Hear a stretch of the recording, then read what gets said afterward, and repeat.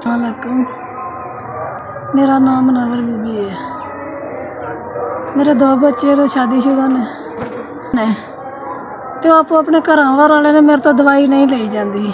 मियाँ मेरा टीवी सी फौत हो गया है, साल हो गया और फौत होए मेरे तो दवाई नहीं ली जाती।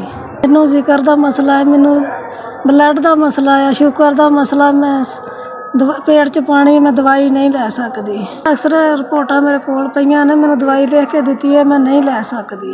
मैं तुहाडी तरफों 5000 रुपया मिल गया। अल्लाह मियाँ तुहाडी तंदुरुस्ती दे, तुहानू जिंदगी दे, तुहानू सेहत दे, तुहाडी कमाई च बरकत पाए।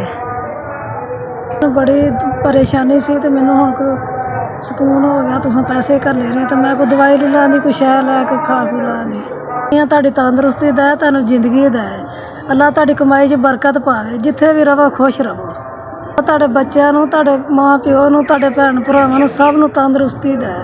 जिथे भी रहिंदे जे खुश रहो। अल्लाह ताला तुहाडियां बीमारियां परेशानियां दूर करे।